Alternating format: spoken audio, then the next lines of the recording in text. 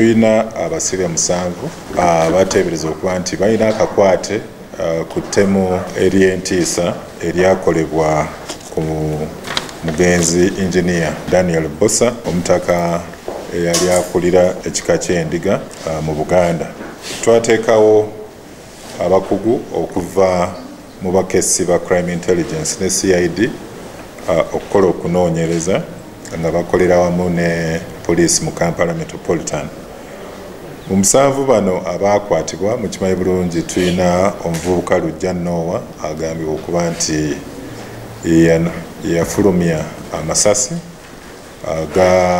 aganasula omugenzi ne gasaanyawo obulamu bwe. Ono yasobodde okudda engulu obulungi akyali mulago awamu n'omukyala Mire Naluwenda gwe twakwatira ku kkooti y'Ekisekwa. Bano n'abalala 5 baali mu lukwe olwaviirako okupangisa abatemu Serunkuma Enoch Lwomwa n'abalala awamu n'olukwe olwafuna emmundu ekika kya AK-47 n'engeri omupango n'ekifo we baataayiza omugenzi bamale bamukuba amasasi agamujja mu bulamu bw'ensi eno. So bano 5 tujja boogerako kubanga nga fayiro eno emaze okukomawo okuva ewaabi wa gavumenti oba DPP. Tulage mu 5 baani abalina obujulizi obulina akakwate ku ttemu eryakolebwa. Olunaku lwajjo omutaka omugenzi engineer Daniel Bbosa yaterekeddwa mu kibira eky'Embaale ekisangibwa mu Mpigi Town Council, era tusaba omutonzi omwoyo gwe aguwummuze mirembe.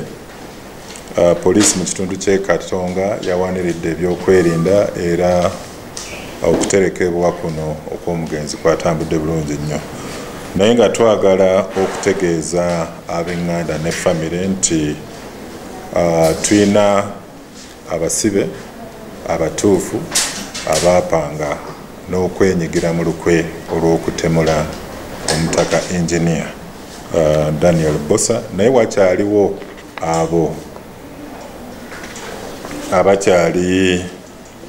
abakyekwese mu kiseera kino nga omukulu mu byonna ye mwami Lwomwa Bbosa Tabula.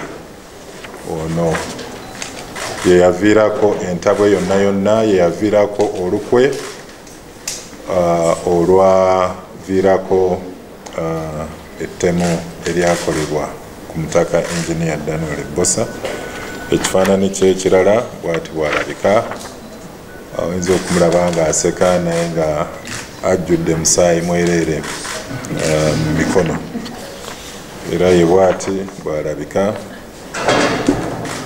Tulina ne densite ye alina myaka 38, era oyo Lwomwa Bbosa Tabula mu kiseera kino ekitongole eky'Abambega ekibuli kimunoonya oba kimuwenja mu nsonda zonna olw'okuba nti ye mutwe mukulu ku mupango ogwakolebwa mu kutemula omutaka engineer Daniel Bbosa, era nga mu kiseera kino abakessi aba crime intelligence awamu ne Bambega okuva mu CID ekibuli bagezaako okukubiriza oyo yenna ayinza okuba nga ayina amawulire agasobola okututuusa ku Lwomwa Bbosa Tabula asobole okukwatibwa avunaanibwe olw'ettemu lino.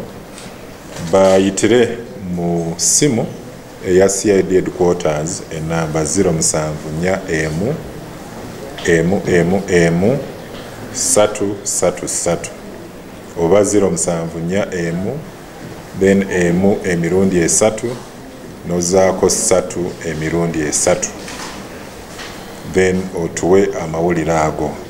tutaddewo akasiimo ak'obukadde 10 ez'empeke ate nga zigwirawo eri oyo yenna asobola okutuwa amawulire agasobola okututuusa ku mwami Lwomwa Bbosa Tabula. Yasobodde okusimattuka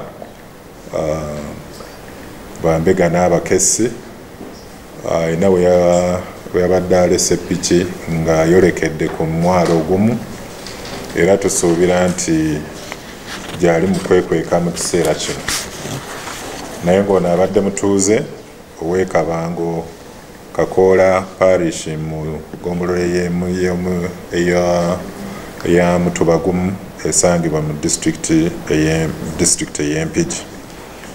Naye nga twagala okukubiriza oyo yenna anaasangibwa ng'amukwese